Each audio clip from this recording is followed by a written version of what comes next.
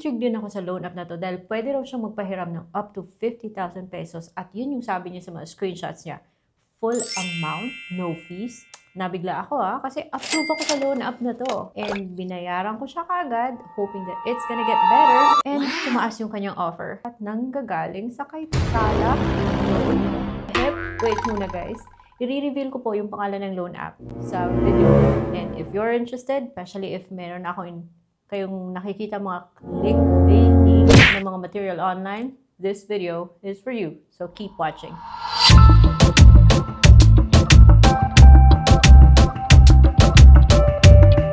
Hello everyone, welcome back to another vlog. This is Ate Red, the original Utang Queen. And of course, dito sa video ko, loan app reviews lang po. Wala tayong pinopromote na loan app, heads up lang. Kung bago pa kayo dito sa channel, bago ko i-reveal sa inyo yung pangalan ng loan app, I hope you subscribe and hit that bell notification button dahil loan apps po yung mga topics natin dito. Pero may isisingit ako mga product links. Dahil wala akong all links dito guys. Shopping links. Meron kasi kung may budol man, well, shopping mo. Kasi ang dami yung tatanong ko ano yung gamit ko sa videos ko. Yung pangalan ng loan app ay si Esol?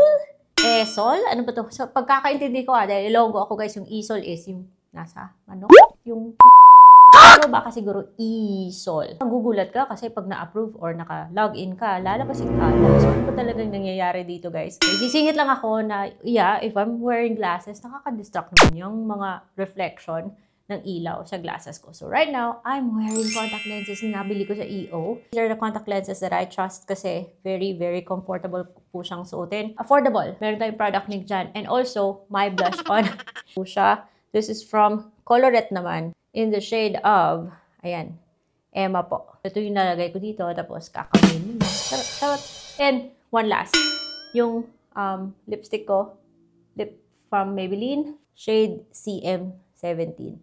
Meron na yung product links dito para alam nyo kung saan ko siya nabibili. So, this video is not sponsored. It is based on my personal experience. Nagulat ako guys kasi mukhang maganda yung mga nasa screenshots niya. Talagang mapapa-download ka at mapapa-try nito. Pang iOS lang po siya. So, hindi nyo siya mahahanap kung naka-Android kayo. Yung pangalan, Esol loan app under Esol soft. Kanya loans up to 50,000 pesos daw. No fees! No fees! Full amount. Siyempre, yung pagkakaintindi natin dito, walang bawas, di ba? Safe and reliable, your privacy is protected, low rates, long terms, good credit. Yun yung mga sinasabi niya, okay? Yun yung mga sinasabi niya. At take note, yung sinabi niya talaga, no fees, full amount. Pero guys, didiretsuhin ko na kayo. Budol siya! Budol talaga. Kasi na-approve ako 1,000 pesos at matagal po siyang under review. So tagal na akala ko marireject ako. Dahil naka-review siya, akala mo talaga buo siyang matatanggap. Siyempre, hindi naman tayo nag-expect na makaka 50,000 tayo kung first time tayo. Yung offer niya sa akin is 1,000 pesos. Malaki na rin yung 1,000 pesos, especially if pets sa di peligro. Pero yung pinaka masakit, nagsinungaling siya guys. Well, hindi totoong full amount. Totoong no fees. Okay, kasi 0% daw siya. Pero hindi totoo na full amount dahil may kaltas. Yung natanggap ko sa GCash ko was only 680. Binayaran ko is 1,000 pesos. Well, I have to praise this app for making the payment process seamless and very easy kasi may pa-QR siya. Na-scan ko yung QR niya, nabayaran ko 1,000 pesos. Akala mo naman magiging okay yung i-offer niya. At may pa-delete siya Medyo skeptic na ako sa mga ganito. Pero pa-delete pa rin ako. Ayoko na. So pagkatapos kong bayaran yung 1,000 kong loan, nag-offer siya. Not 1, not 2, na Tala offer. So hindi to si Tala guys kasi hindi ganito mag-operate si Tala. Yung si Tala na nasa Android, hindi po. Gumamit siya ng Tala na pangalan at yung yung logo niya, pang Tendo Pay. Anyway, so dalawang Tala loan offers na pa 3,000 kasi 6,000. Ano to? Maging dalawa yung magpapautang. Huwag na kayong paloko sa loan app na to kasi for sure, may kaltas yan. Doon pa lang sa 1,000, ako, nagsisi na ako guys. May kaltas siya. Hindi totoong full amount. 1,000 pesos, approve nga. Pero, may kaltas.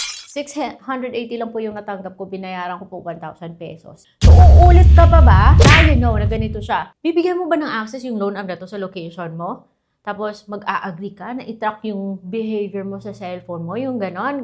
Privacy policy, si Philippine ROC daw, yung may hawak ng license niya. Pero if you check the list of recorded online lending platforms sa SEC na website na ang tagal pong mag-load, si Philippine ROC, yung recorded loan app niya lang ay si Pesos PH, na isa ganon din. Wag doon. Questionable yung kanyang registration, ha? So, for me, if you're gonna ask me, it's not worth it. Yung kanyang OTP ay manggagaling pa kay EE Lending.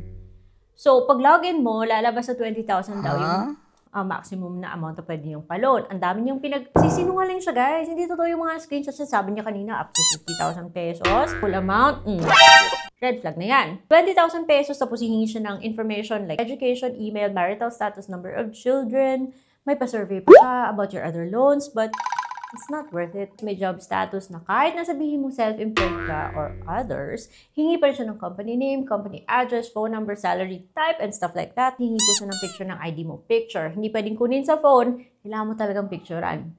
So, allow mo siyang access sa camera mo, tapos pag picture mo ng ID, lalabas po. Makaka-capture niya po yung ID number, yung gender mo, and your date of birth. Hingi po siya ng 3 contacts. But, take note, sinabi niya talaga, the contacts you will add will act as guarantors. Hindi pwedeng tawaging guarantor yung mga tao na pinulot mo lang sa phone book mo.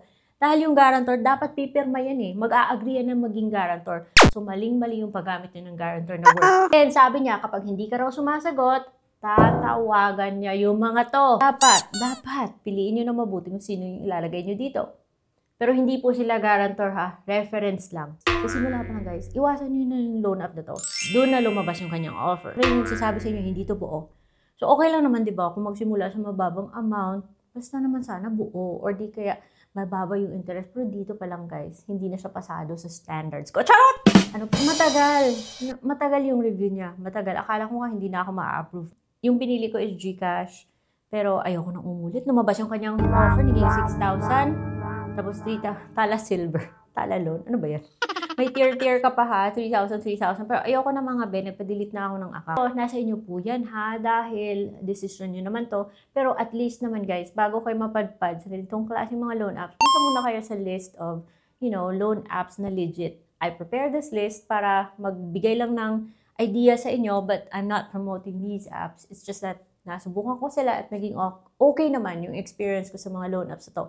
Pero, utang is a big responsibility, kaya dapat pa rin, legit man, o hindi masyadong legit, or legitan, pero kahit na legit guys, dapat siya pinag-iisipan.